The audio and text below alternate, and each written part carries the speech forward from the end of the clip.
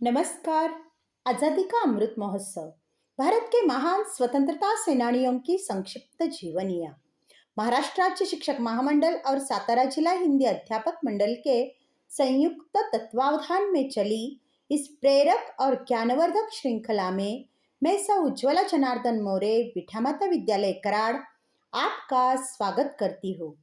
हमारे पितामह श्रीमान ताका सूर्यवंशी सर जी के मार्गदर्शन में चली इस श्रृंखला में आपका तहे दिल से स्वागत है। आज इसके 78वीं कड़ी में हम क्रांति पिता लहूजी राघोजी साळवे जी के बारे में जानेंगे।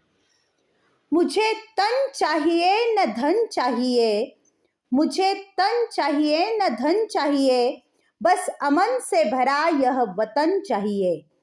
जब तक जिंदा हूँ इस मातृभूमि के लिए और जब मरूं तो तिरंगा कफन चाहिए, और जब मरूं तो तिरंगा कफन चाहिए। क्रांति पिता लहूजी राघोजी साळवे एक भारतीय क्रांतिकारी थे। उन्हें लहूजी उस्ताद के नाम से जाना जाता है। इस देश को छत्रपति शिवराय का स्वराज्य लौटाने के लिए, देश को स्वतंत्र बनाने के लिए, स्वाभिमान से जीने और विकसित होने के लिए सशस्त्र क्रांति करके देश को गुलामी से मुक्त कराने वाले क्रांतिकारियों को प्रशिक्षण देने का काम अपनी क्रांतिशाला में लहूजी उस्ताद जी ने किया था। क्रांति की आंधी चलाई थी। 14 नवंबर 1794 को इनका जन्म पुरंदर किले के तल में नारायणपुर गांव के नारायणपेट में मातंग परिवार में हुआ था। इनके परिवार के शूर वीरों ने उन्हें युद्ध कला में प्रशिक्षित किया था। लहूजी के पिता का नाम राघोजी साळवे और माता का नाम विठाबाई था। लहूजी के पिता बड़े पराक्रमी व्यक्ति थे। युद्ध कला में कोई उनका हाथ नहीं पकड़ सकता था। उस समय बाघ से युद्ध करने के अपने कौशल के लिए वे प्रसिद्ध थे। एक बार राघोजी साळवे ने एक बाघ से युद्ध किया और कंधे पर जीवित बाघ लेकर पेशवाओं के दरबार में पेश हुए और अपनी अपार शक्ति का प्रदर्शन किया। यह परिवार तलवार और फरसा चलाने में निपुण था। इस परिवार के पास गुप्त सूचनाएं निकालना, दुश्मन सेना में घुसपैठ करना और लड़ने का कौशल भी था। छत्रपति शिवाजी महाराज जी ने पुरंदर की रक्षा का भार इन पर सौंपा था और उन्हें राउत की उपाधि दी गई थी। तभी से यह परिवार पीढ़ियों से पुरंदर किले की रखवाली कर रहा था। लहूजी के जन्म के समय उनके पिता किले के प्रभारी थे, जबकि दूसरे बाजीराव पेशवा सत्ता में थे। अंग्रेजों से अनबन होने के बाद राघोजी साळवे जी की मदद से पेशवा ने अपनी सेना का गठन किया। 5 नवंबर 1817 को खड़की के क्षेत्र में भीषण युद्ध शुरू हो गया। कड़ा संघर्ष हुआ अंग्रेजों और पेशवाओं के बीच। लहूजी के पिता दोनों हाथों में तलवार लेकर लड़ रहे थे। अंग्रेजों ने उन्हें घेर लिया और वह वीर गति को प्राप्त हो गए। 23 साल के लहूजी उस युद्ध में पिता के साथ थे। अंग्रेजों ने अपना यूनियन जैक शनिवारवाड़ा पर फहराया और पूना की सत्ता हासिल की। लहूजी केसरिया ध्वज उतर जाने से बहुत दुखी थे।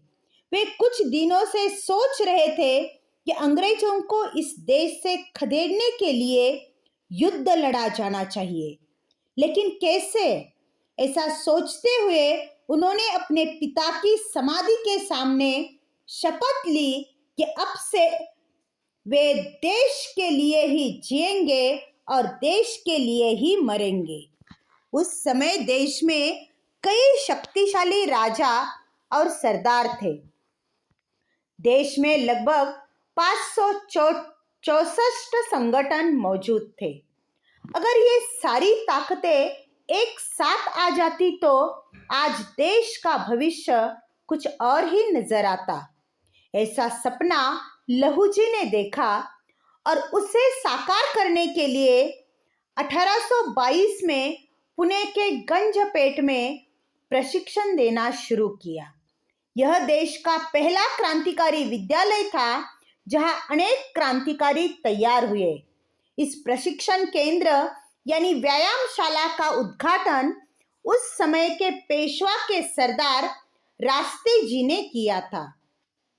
उस समय लहू जी ने दांड पट्टा के अनेक खेल खेले, तलवारबाजी और नेमबाजी जैसे मर्दानी खेल दिखाकर लोगों और युवाओं को आकर्षित किया। इसके बाद लहू जी के प्रशिक्षण केंद्र में कई युवा शामिल हुए। लहू जी अब उस्ताद हो गए थे। रिहर्सल शुरू हुई, खुले मैदान में प्रशिक्षण शुरू हो गया। घुड़सवारी करना, तलवारबाजी, बंदूकें चलाना सिखाया जाने लगा।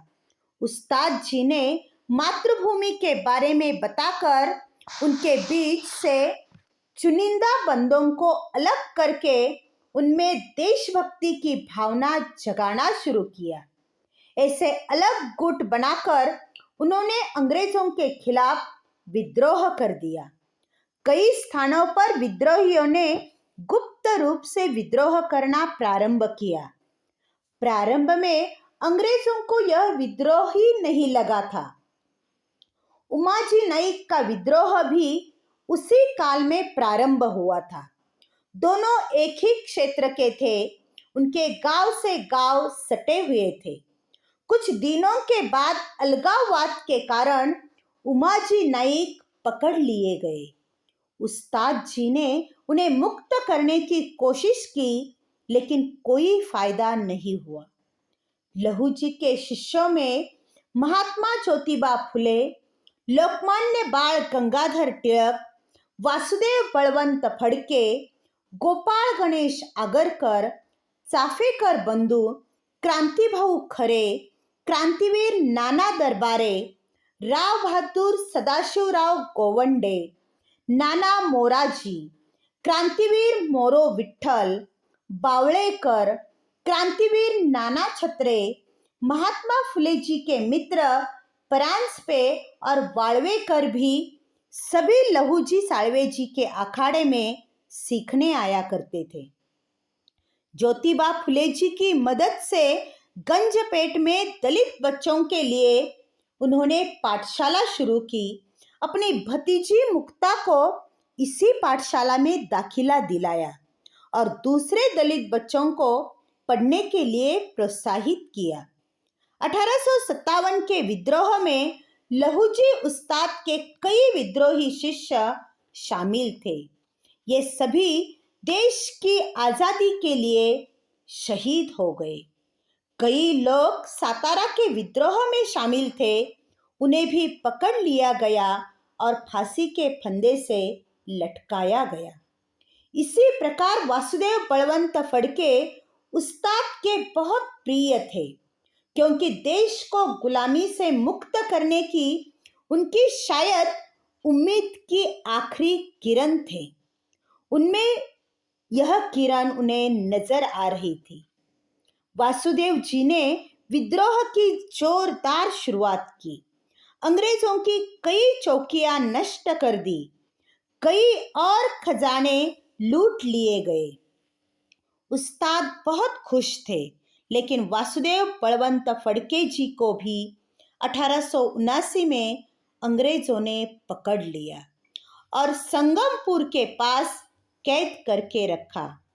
उस्ताद उन्हें वहां से छुड़ाने के लिए संगमपुर क्षेत्र में महादेव मंदिर के पास रहने लगे। उस समय उस्ताद जी की उम्र भी हो चुकी थी, हालांकि उनकी इच्छा शक्ति अब भी दृढ़ थी।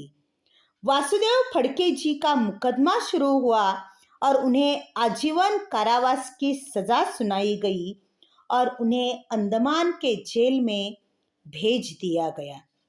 तब उस्ताद जी उसी क्षेत्र में रहकर स्वयं अंग्रेजों पर आक्रमण करने की योजना बनाने लगे। ऐसे क्रांतिकारी लहूजी उस्ताद 17 फरवरी 1881 को इस दुनिया से चल बसे। वे जीवन भर क्रांति की राह पर चलते रहे और देश की आज़ादी के लिए प्रयत्न करते रहे। ऐसे महान क्रांतिकारी को हमारे कोटि कोटि प्रणाम। जय हिंद।